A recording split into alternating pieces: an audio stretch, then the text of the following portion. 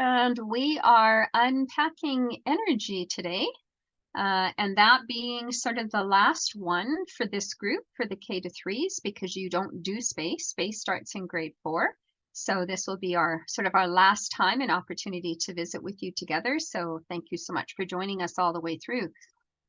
And so let's start with energy. It isn't, again, I'm going to say to you, probably not the biggest, most robust organizing idea that we have had so far. You're going to find lots of connections between previous ones that we've done as well. Some concepts that live from matter, for example, will show up again. So you're going to see some crossover, and that's a good thing for future planning as we start moving through. But just want to just give you a bit of a rundown there. And again, we'll be recording this. It'll be posted. So you'll have access to the recording. You'll have access to the slide deck and any of the resources that go along with that as well. Okay, so this might be, well, there we go. Okay, it's going to say somehow, for some reason, this is not open. So before I get started with the land acknowledgement, in the past, what we've always done is try to build something into how connections for the Indigenous learning or connections to the organizing idea of Indigenous learnings. In this case, I've chosen the 7 sacred teachings, the grandfather teachings, which tie in not just into science, but they tie into the health and wellness and just general good practices that we have in day-to-day living with children. To teach them the 7 sacred teachings. But along with that also comes the animals and the beliefs and the practices and connections with Mother Earth. So just wanted to preface that. We won't play the video today. It's a story that's being read by Etienne Moustus-Lafferty, and she does a great job of writing stories, but also in reading them. So this is one that she had done as a sort of a story, recorded story. But I'll leave that to you to watch with the children and decide whether or not that's something that you wish to include in your teachings as well. So in the spirit of reconciliation, we want to acknowledge that this gathering is taking place on traditional lands across the province of Alberta, home to many diverse First Nations, Métis, and Inuit peoples. We acknowledge that this land is a traditional meeting ground, giving voice to its original peoples and the story of creation of this country in a way that history has forgotten. And for some reason, I have a delay here. So we're going to talk a little bit about, as we sort of mentioned, we're going to talk about what, and that looks like it's the old one and not the new one, is it? Maybe a little bit of kindergarten, a little bit of grade 1 tied in here. We're talking really about movement to start with in kindergarten and grade 1. We're looking at what movement is. They've defined that in kindergarten already. So we'll back over a little bit of what might be important for you to know for that spiral curriculum in kindergarten. Movement, we're talking about how they explore movement, and then we're looking at how we define and describe that as well.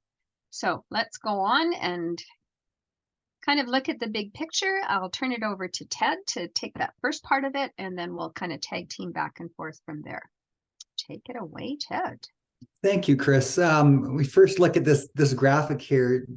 Those aren't like weird space insects. What they're meant to be are grain silos or silos. You maybe see those in the farmers' fields. They do stand alone, and they contain grain. And using that as a metaphor to maybe understand how the science curriculum prior to this one, the old science curriculum, was designed. They were as separate silos. Each unit or topic was a separate idea. So, for example, we had seasonal changes and the needs of plants and animals in grade 1, creating color and so on. And we could teach those in isolation with each other and without purposely maybe planning to continually integrate seasonal changes or the needs of plants or animals into the other science organizing ideas. They're pretty much a one-shot deal. We do seasonal changes and we move on to the next grade. And that was similar with all the other grades all the way through grade 6. And then from grade to grade, there was little or no interaction unless it was purposely done by the teachers. Our new curriculum now, though, is designed in a way that allows for that movement of things between the organizing ideas. We no longer have topics, as we know. We've got the organizing ideas. And those organizing ideas have things in them that are fluid between each other and between the grades.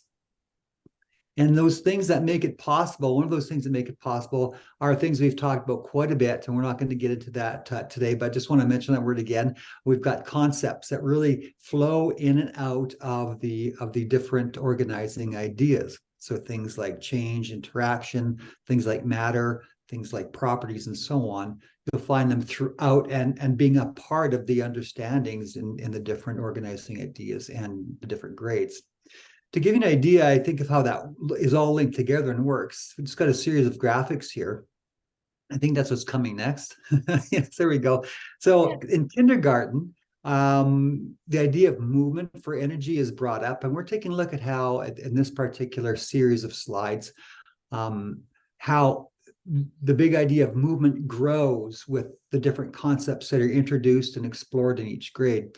So in kindergarten, very quickly, movement is examined by looking at what it is. It's a change in location or position, and the different ways that objects and animals move, and the reasons why animals move.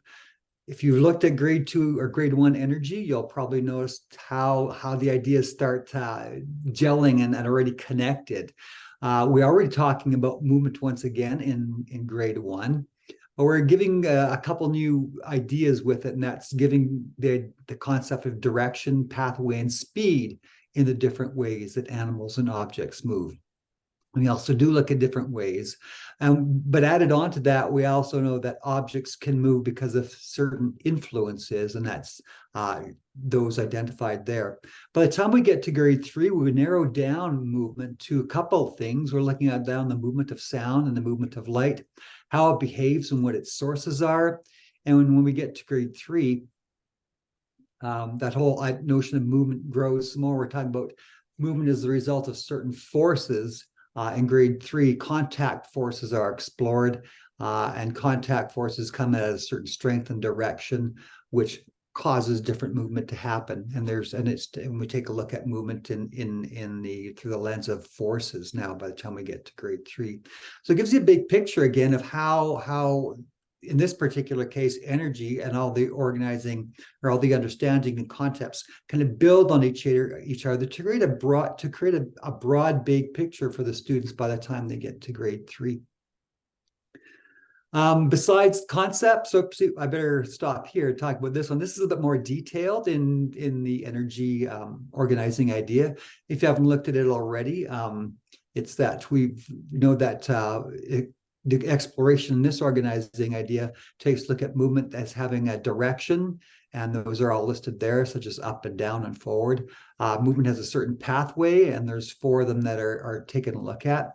And we also know that as objects move down a certain pathway, they can move in certain ways, such as rolling, bouncing, and sliding, or other ways that they can move. And finally, we also take a look at that movement has a speed as well, and it can be fast, slow, changing, or non-changing. And those are the descriptor words for speed in grade 1. A little taking a look at as well as that's right, just that objects are also impacted by or influenced by other things. And if you take a look at that concept map, that's all right, Chris. Okay, we're here now. But there are things that influence movement as well, and those things are objects such as shape or other objects and surface and so on of the different things. This is just a reminder that you have this available to you on the ARPD site. It's just the big, broad, instead of the concept map, it's a more of a chart form of the key concepts at each grade. So if you're interested in seeing what comes before grade 1 and after grade 1 in a short little snapshot, you can download this document, and you can see what concepts and understandings move from your grade to the next grade, so you can perhaps empathize those a little bit more with your students. When we think about those silos again, it's not just the concepts that then flow in and out between the grades, but it's all those skills and procedures. And I'm going to show you a graphic that you've seen before, but I just want to highlight a couple things on it again one more time. And this is all the next graphic is all the learner verbs that are found in the curriculum. This particular slide shows the learner outcome verbs, and the verbs are those things that students do to demonstrate their learning. In this particular case, the learner outcome verbs for grade 1, you could see them listed there. For energy, the key verb is that students investigate.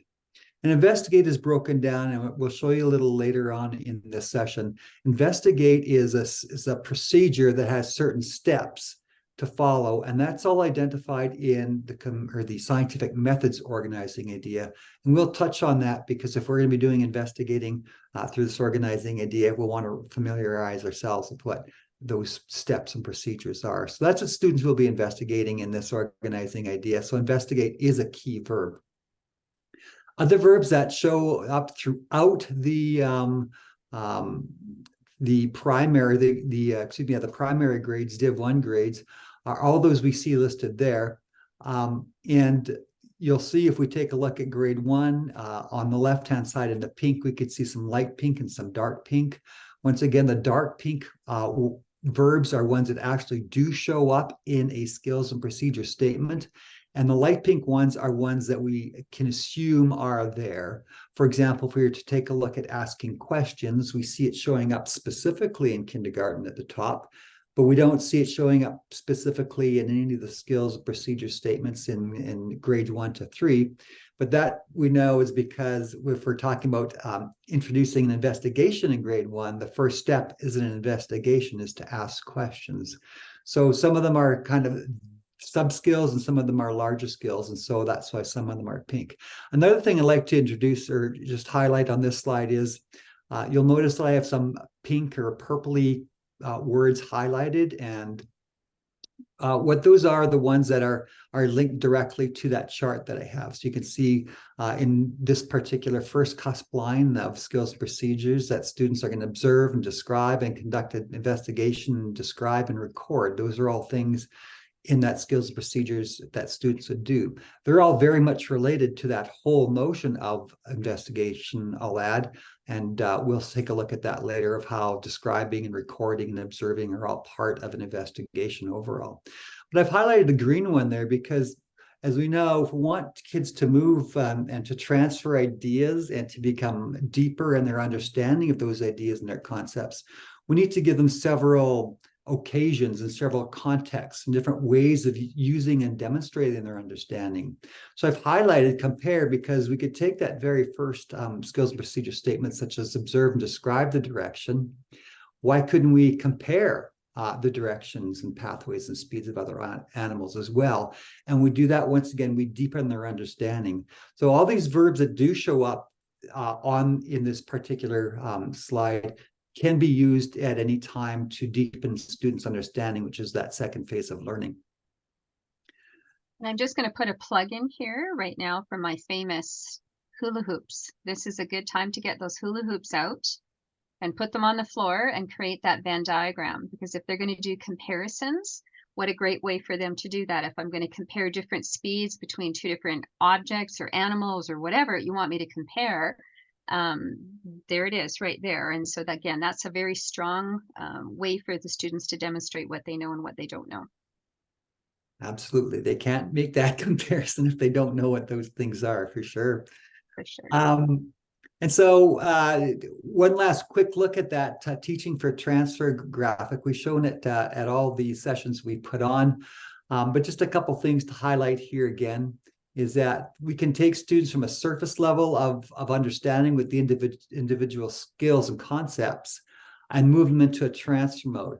So for example, if we were to take a look at a concept such as a property that we've taken a look at, or in this particular case, pathways, which we're going to be looking at in this particular organizing idea, students may know the definition of it and may be able to say what it is, but we'll deepen their understanding by giving them different contexts, such as the movement of an animal, or the movement of an object, or the movement of other things that are in their environment, and have them apply that concept of a pathway and the type of pathway and movement in different contexts. And that's where then the deep and the transfer come in. The more iterations and the more context we can give our students, the deeper their understanding will be. And then when they do experience their world, they'll be transferring that understanding and seeing different pathways when they look at things moving in the world around them. Same with understandings. Understandings happens when we start doing that deep mode, where we start linking together those ideas and those concepts. And it's that understanding as well that we deepen and give students experiences to try to demonstrate the understanding, and then we have them apply it to, again, a different context when we get them to that transfer mode. And this next step, so one of the things that Chris and I started doing this fall is to start presenting our sessions with the whole notion of backward by design. In other words, beginning with the learner outcome, stopping and taking a look of what our final assessment might look like.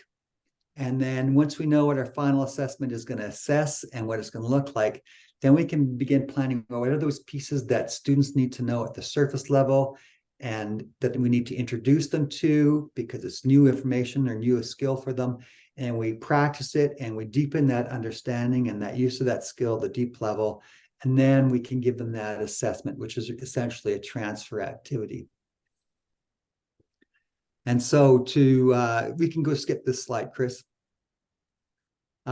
So in order to get an idea of that backwards by design, what we've done was highlighted the end, right? What we really want to, at the end of the day, is focus on those understandings and do some summative assessment, perhaps with the understandings or with the learning outcome as well.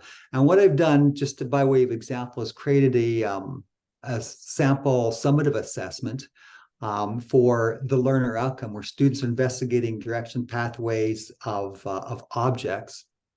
And it's going to look like this when you do open it up if you want to try it again. This is just one possible summative assessment. And what's explained here is what students are going to do is they're going to have, with the help of the teacher, of course, have a big ramp built, maybe leaning against the ladder, flowing down, and having a variety of objects moving down that ramp. And then that ramp are going to take some plasticine, perhaps put some lumps and some bumps along the way. And then students are going to make predictions of how that will move, what the pathway might be, what the speed might be, and so on. Those are the first steps, of course, in an investigation for students to make their predictions. Then they make their observations as we let those things tumble down the ramp. And then they make their conclusions about that. And what I'm going to do, Chris, is I'm going to get you to open up the link that's there, the sheet. It gives you a better idea of what the assessment might look like. So once you have your material set up and all the things that may roll down the ramp, students you may be able to give them this sheet as their predictions. You can have them write it out. You could make this blank. It's all editable for you. But they would take a look at a tennis ball rolling down this ramp, for example. What would they predict the pathway to be and the speed? And is there any influence? What might be influencing that object's movement? And you could see as you scroll down, there's a variety of different objects that we're going to be putting down that ramp. And if you can keep on scrolling down, Chris. So there's the experiment where the teacher obviously is in control and making things, having things go down that. You can have if you want to use this assessment, they have an assessment, they have a stopwatch, and students will keep track of their times and so on, and their observations now in the record thing. So they made their predictions first, and then they're given this new sheet for their observations. And then they compare their observations to what they predicted. And then the conversation happens between you and the students to see what they understood. They can choose their predictions, ask why they felt it was a good prediction, because we know predictions are things that we think will happen based on what we know and understand. And there's all kinds of questions you can ask for that assessment. This is a conversation type of assessment for the students. And then once you go through all that, I think I added a one-step rubric or a one single point rubric at the end. There's some criteria there. If you want to include investigation as part of your assessment, you can, or you can leave that out. And then, of course, there's some understandings embedded in that. So you can see if there's students based on your conversation with them, are there areas to grow, or if they're really glowing in certain areas. So it's a big assessment, lots to do. So that really raises the question. And if this is what we're going to assess, What do students need to be able to know and do to be successful in this assessment? And that's where the surface level learning comes into play. And that's where Chris, I think, is going to have us begin here. So just before I go to surface level kinds of things, I just want, for those of you who are new to the process, you're seeing this blue box that's showing up in the right-hand corner.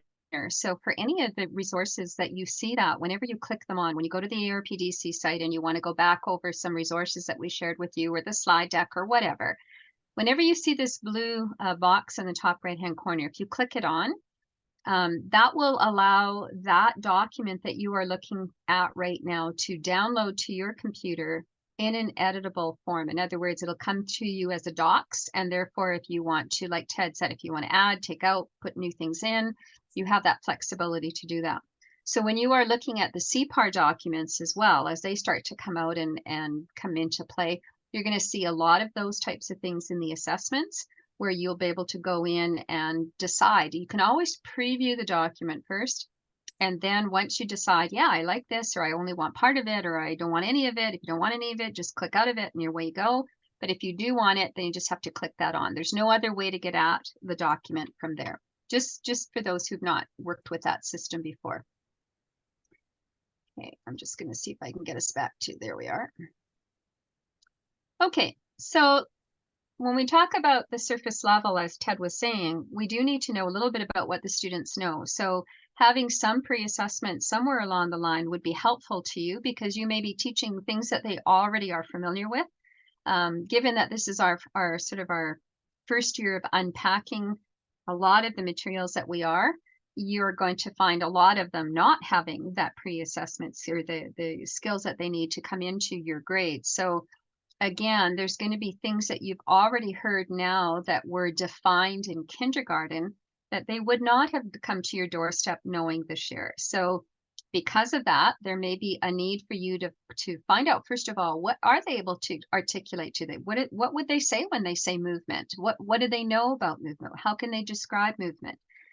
So are they familiar with those types of things from kindergarten? If not, then maybe I need to go and pick up some of those. So in the slide deck here, and I'm not in any way suggesting that you would use them all, they're just showing you what is here, what we would have covered. I didn't put them all in, but just sort of the key pieces that you might, as you're listening to me just going through these now, you might say, oh, I don't know if my kids know that or not.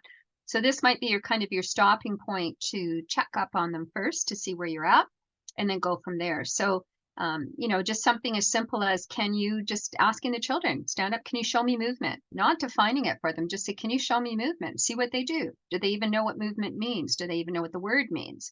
And if they're all doing it, well, then they must have some sense of what the word means, right? We just need to know, how would they articulate that? Can you show me what movement is not? In other words, standing still, freeze, that kind of thing. And then how would they explain it to a friend or somebody who's brand new coming to their class? How would they explain what movement is? In science, a lot of the terms that you have in science have been defined for you in the knowledge component of your curriculum. And so movement was defined for you here. Would we absolutely use the exact language? Maybe not right off the bat with smaller children, but movement is the change in position or location. So that's from kindergarten. So again, that's a big definition, and it's a definition that they need to know, because they need that from, we're assuming they know it in grade 1. We're not going over it again. So that means that I might need to do a little bit of backtracking. But also, do they even know what location and position mean? So we uncover those two sort of terms in kindergarten. Location being sort of, I have a starting point and a finishing point. So I've moved from this end of the ramp to the end of the ramp. Versus if I wanted to talk about position, standing on my head, standing on my feet. So I've changed my orientation if you want to look at it from that way. If I'm sitting on the floor and doing carpet time, facing you, turning my back to you. So changing my position and again, my orientation that I have. So do the students know those two words? And again, we're assuming they know them for grade 1. We're not going to go through and teach it because previously taught curriculum already there. We also talk a little bit about just having objects in a bag and maybe pulling them out and saying, are these objects that would be able to move? Are these objects that would not be able to move? Are there things in the classroom that they could go around and see that these are things that could be moved? They could roll, they could slide, they can do, or they don't. They are fixed. There's nothing that I can do. I can push my desk, but with force, I have to push it, but it's not going to. The wall is not going to move. Okay, I can give it all the force I want, it won't move. So just finding everyday examples that they can of movement, no movement, things that they can move, things that they can't move. And then we kind of start to move towards, let's look at things that do move and how do they move. So for example, animals. We know that animals can move. Not all animals move the same way. So if I just said, do animals move? And you just quickly got a sense of, what they say, yes. Well, how do they move then? Tell me how they move. Well, some of they might have feet, some might have wings. So they're already starting to unpack the pieces that we would have covered in kindergarten. If there's a need to go through it, this is a great video. The very first one covers the movement of animals really well because it shows live animals, but it shows them in all different kinds of contexts. This is more of the cartoon type, but it's the same kind of idea. It gives them the same thing. So it's a good reinforcement depending on what your needs are. If you don't need any of that, then we don't need to worry about it. We talk about types of motion. So what are the pathways that a child might take? And we're going to talk about these again. This comes up in grade 1 again. But we're talking about, there's motion going up and down. Can they give you examples of that? Going out on a teeter-totter, out in the playground, a straight line motion. What are the things that go in straight lines? What are things that don't go in straight lines? And if they don't go in straight lines, how do they go? They could go around, like on a carousel or on one of the things that you have out in the playground as well that spin around. You could have animals like snakes don't go in straight lines necessarily. They have sort of a zigzag pattern to them or a curved pattern to them. Butterflies have a different kind of pattern to them. Bees have a different kind of pattern. So what are they? And then back and forth kinds of motions. So these again are things that we're unpacking from kindergarten. There are 2 books, and both of these books would be very appropriate for grade 1. There's nothing in here that I would say is too elementary for them.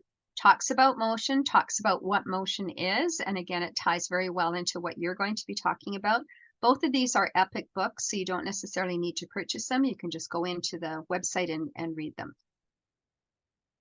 So then when we looked at, what are some other ways that now that we've kind of taught you some foundational pieces and we've talked about the terminology that goes along with it, what is it that we can start to dig a little deeper and see what they know?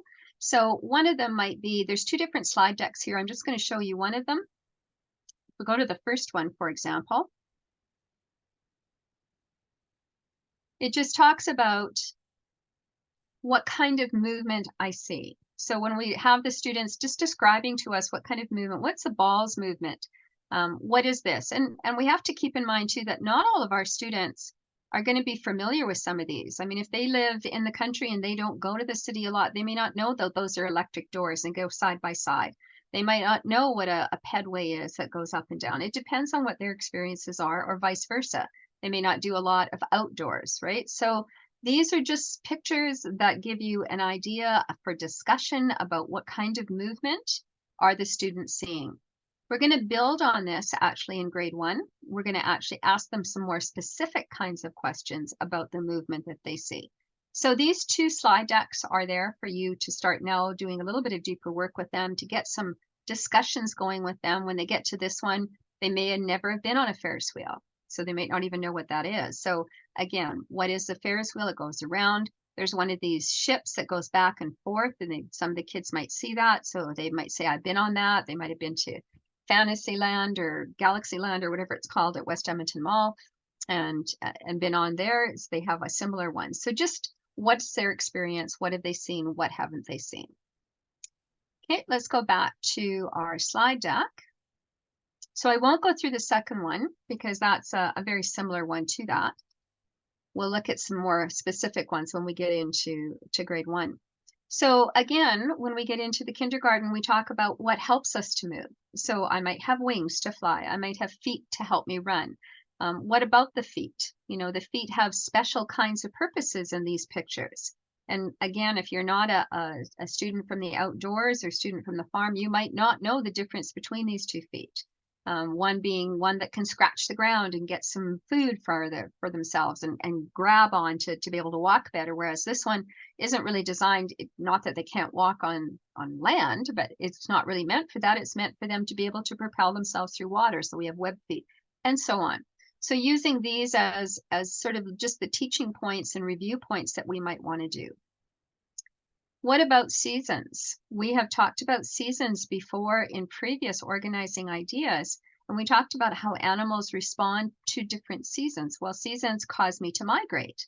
So again, there's a movement that's happening, a reason for the movement. I'm flying, I'm moving, or migrating, I'm walking, depending what the animal is. But again, we can have those conversations about movement isn't just about going from point A to point B on a short-term basis. It could be something that's significant, could be longer, as in migration. And then again, we have some sorting cards that we used in grade 1 in living systems. We asked you to sort those cards at the time we took the animals, and we said, can you sort them? Some of them, they put them on, they had 4 feet, some had 2 feet, some had 2 wings, some had no feet but moved, some had no feet, didn't move. We could revisit that conversation because that would be really a great connection to movement that we have here. Also familiar pictures that they've seen before. And then just lastly, if you kind of run out of ideas, I've exhausted the school, I've exhausted sort of pictures that I had available, I don't know where else to go. Remember, we can always take pictures from a book. We can always take pictures from a calendar. Calendars are great for pictures. I was saying that earlier today in another session. But also we have virtual field trips. We can take virtual field trips now on the computer to just about anywhere you want to go to give me a new context. And what am I seeing for movement? What am I seeing about those animals? And remember, as Ted said when he was opening up with the review of surface, deep, and transfer, the only difference between deep and transfer is you're giving me a brand new example. And don't give me one that I really have seen over and over and over again. Give me a rhinoceros. If I've learned enough about movement, and I've learned about legs, and I've learned about, then a rhino is no big deal. I should be able to transfer my understanding to explain to you what I think or predict about this animal being able to move. So doesn't have to be just within the locale that they're living in. So let's look at what's happening at those surface levels and in grade 1. So all of that was what they learned in kindergarten.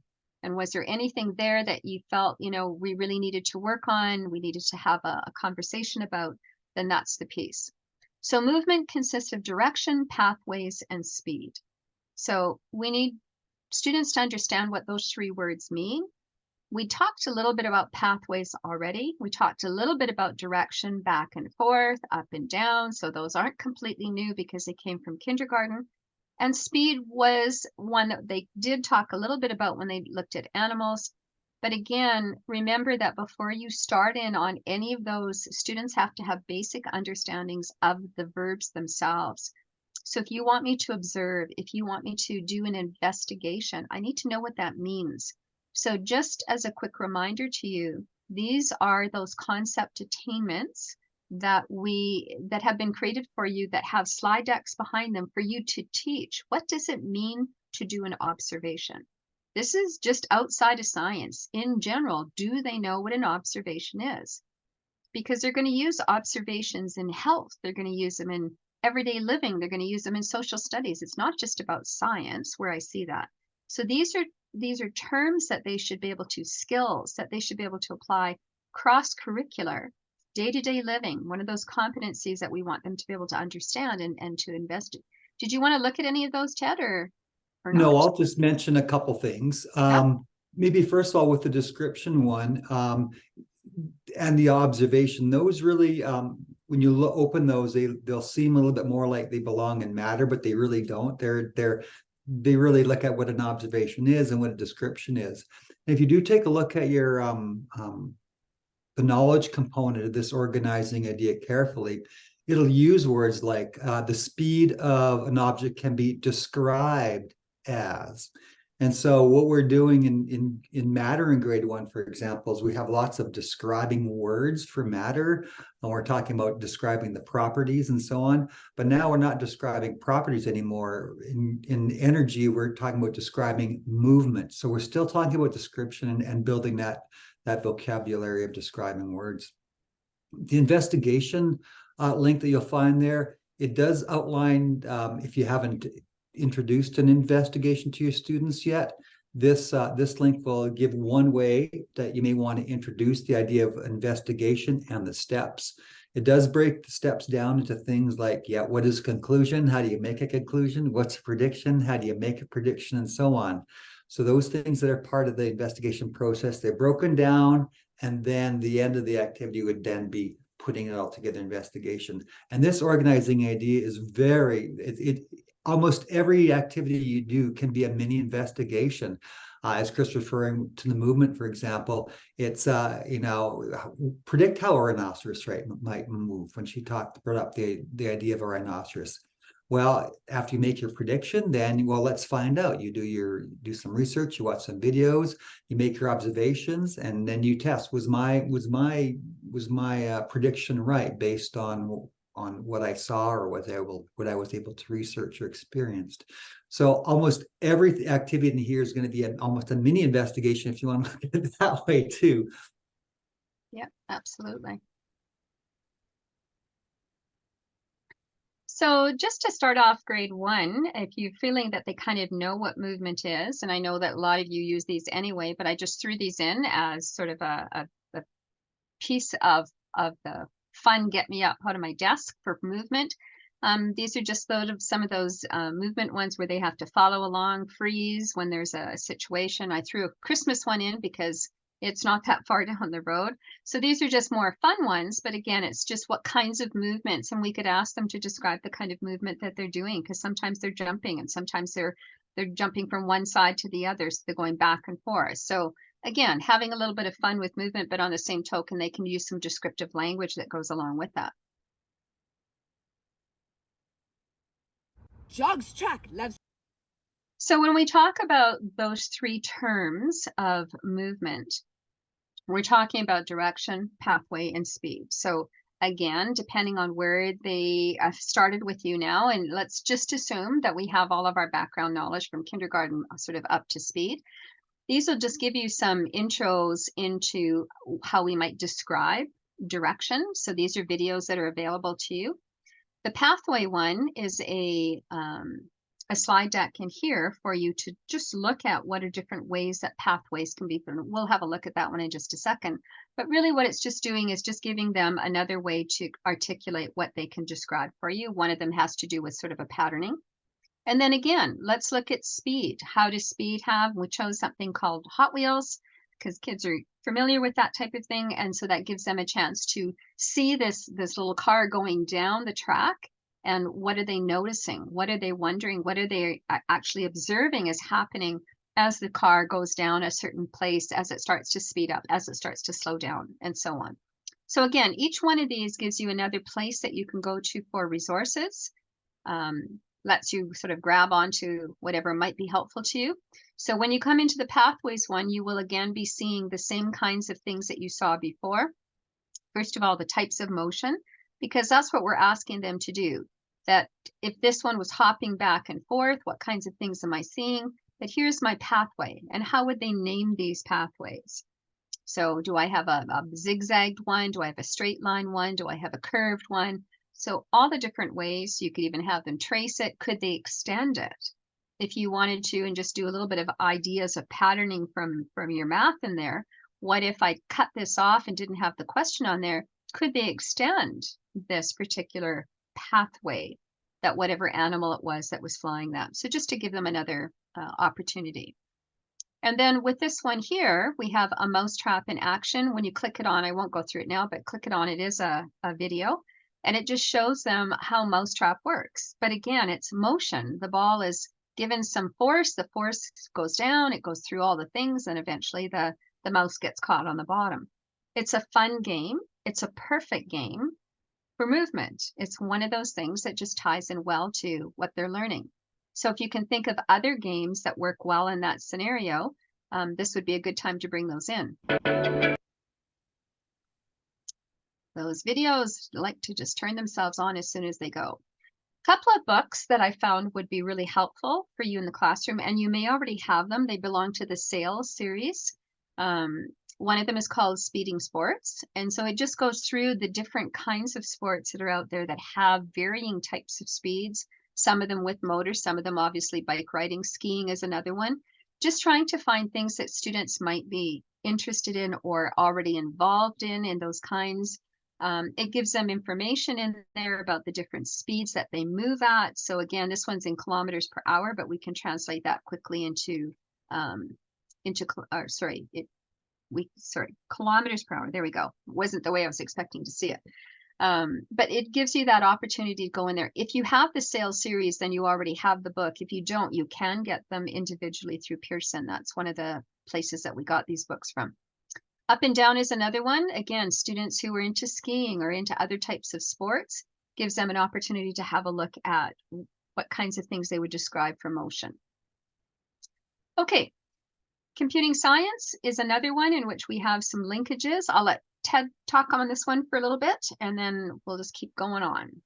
Sure, really briefly, this slide is actually out of sync. Sorry, it should be part of the deep, which is the next step. Now that we've got a basic surface level understanding of the different types of pathways and directions and speed, we would want to then deepen and give kids different opportunities to apply their knowledge and understanding of those things. And at the same time, if you've done some computer science work with students already, you'll know that in grade 1, there are three. One of the understandings is that instructions are ordered in a way that will produce a desired outcome. So if you take a look at those 3 skills and procedures statements that are associated with computer science, you can see that students can deepen their understanding about not only about the movement, but about the importance of instructions as well, if you take the steps and make those steps relate to pathways, directions, and speed. So the teacher can play games with the students by giving them instructions, perhaps in a gym that has a certain pathway and speed and direction with movement, or the students can make up their own games, their own sequence of instructions that, again, include those 3 things, different pathway, directions, and speed, to get some kind of a desired result, whether it be to get a ball in a bucket at the end or to retrieve something or something. So again, this would be to deepen their understanding, which is our next section. Chris? And reminder too that computing science is one that we want to integrate throughout, right? It's not something that's a standalone organizing idea.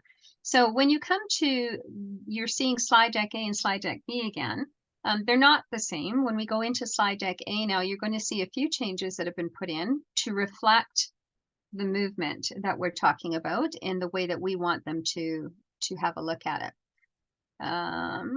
And not. Maybe not. Okay, we've got the wrong one in there, but we'll fix that before. But there is one that is a little bit more, that's okay. A little bit more specific to just the grade 1. So this one is not the one that we're looking for, but that's okay. Well, we'll fix that for you.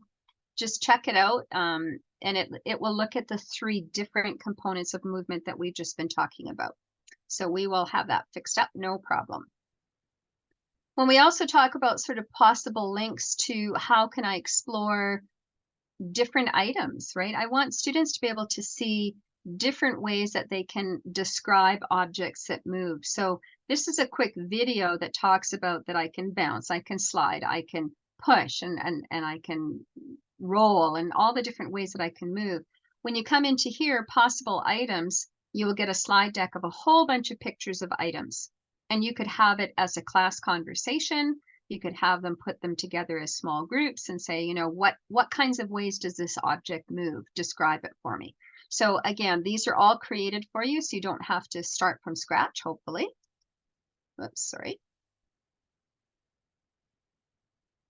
And again, you're looking for a novel context, right? If you're going to assess me, make sure that you try and find something that I haven't seen before. So that was my rhino example. Pick something that's out of the ordinary, something that we haven't talked about in class, and it might be specific to me. I could even be where I say, find something of interest to you that we haven't talked about yet, and the kids can go and find a sport or something that they're interested in so that they can have that conversation. And then have them describe the movement in terms of direction, speed, and pathway. So when we look at the second part, we're looking for what influences the way something can move. So clearly, if I'm a ball, it's easier for me to roll than if I'm a cube. Okay, there's an influence is the shape. The shape of the object is going to make a difference as to whether or not I move and how I move. It doesn't mean I can't move. It just means how I move may be very different. So how does shape influence movement? That would be our starting point. Can they find a variety of things in the classroom? Can we present them with a variety of things that would show that different shapes would require me to move very differently?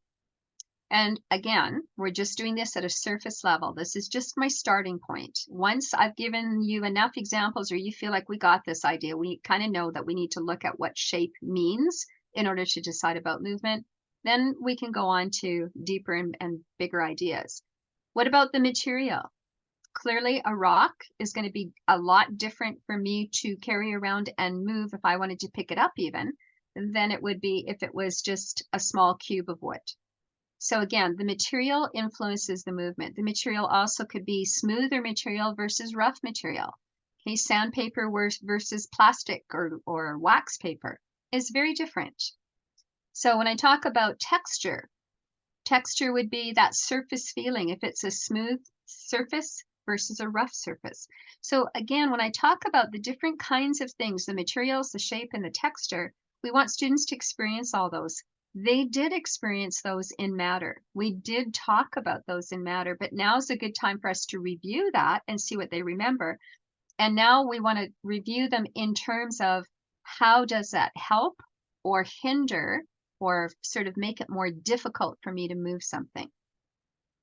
So again, just looking around the classroom for what you have. Ted's got some great ideas here. I'll turn it over to him now and we'll just go through some of these quickly. Again, these are just ways to deepen that whole understanding of shape and how the different influencers affect movement, in this particular case, shape. We have two different shapes of pencil crayons, and again, a little investigation, which one might roll down a hill or down a slope faster? The ones on the left or the ones on the right? What's your prediction? Why? And then do a little experiment to find out why. And of course, shape would have something to do with for example, the speed of the movement. Again, now shape again is coming into play here. We have two different balls. Again, another little mini investigation. Which one's going to move what way? They're both balls. What's going to affect how they move? And the conclusion of your little investigation should be that their shape somehow influences their movement. And that's what these next little series of pictures are, just investigating those different influencers a little bit more. Here we're talking about material. Can the material influence this movement? Will that glass crystal ball bounce, or will the other one, will it have more bouncing movement? Which one might roll down a hill better? Which might be influenced by the wind more, and so on. So just again, giving students different contexts to explore their understanding of these concepts is really what we're doing here to deepen their understanding. So interaction with other objects is another influencer on movement. Here we've got interaction between feet and concrete and feet and a trampoline. How does that influence movement? And I think I have just a couple more. Yeah, here again, interaction with other objects. In these two scenarios, how does the movement of humans change as a result of influence with the interaction with objects on the racetrack, such as the hurdles?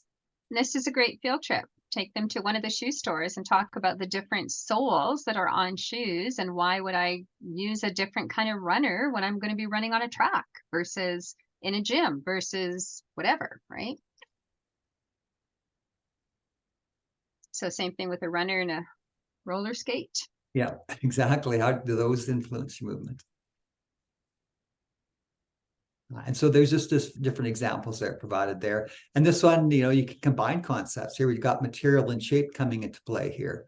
Does that affect spinning them, or does it affect rolling them? Does it affect their bouncing movement, all kinds of things? So again, sometimes just to deepen it, we can combine those concepts just to help students get a little bit more, again, stronger understanding of those ideas.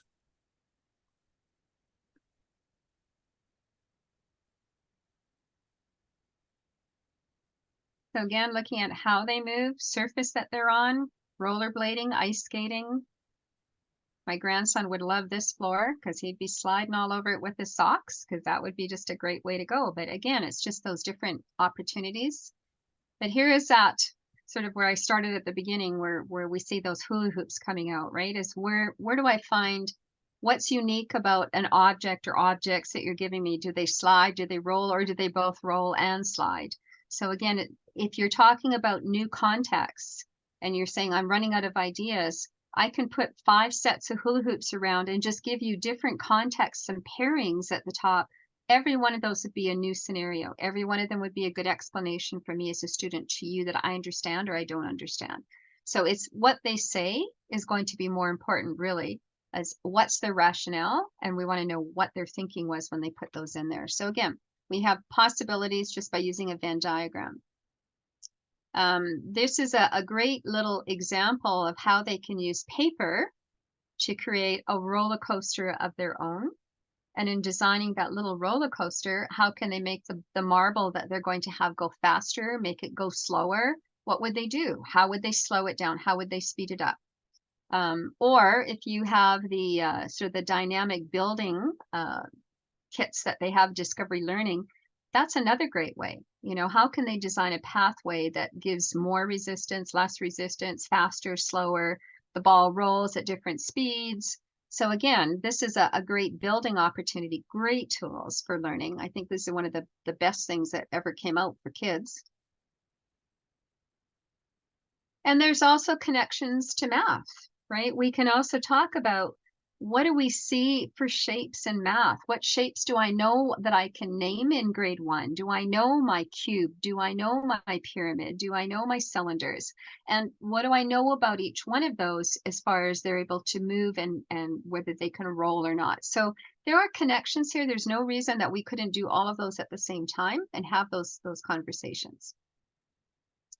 Okay, when we talk about computing science, we already had a little bit of a conversation. Remember that Ange Deering is one who is putting together for you slide decks and recordings as far as computing science specific to your grade and specific to the organizing idea that you're working in. So in this case, she's created something for grade 1 energy.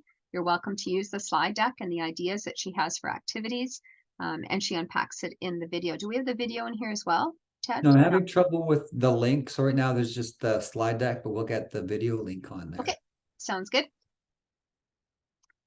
And that is it for energy. I hope that gives you enough information at least to get started and some ideas that you're not having to sort of search your way through and start from scratch. So that was kind of our hope here, is that you get a sense of what this movement is all about, how it connects to kindergarten. And if you're looking at your concept progression that Ted showed you at the beginning, the dark purple one, that you can see how that's moving through now to grade 2. What are you sending them off to in grade 2? So what are the rocks and what are those big concepts that they need to be really, really strong in before we move forward?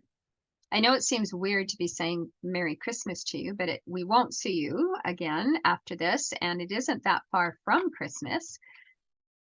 There's no snow outside. It seems odd that we're at that point, but however, it's wonderful. I'm just going to turn off our recording here, and then if anybody has any questions,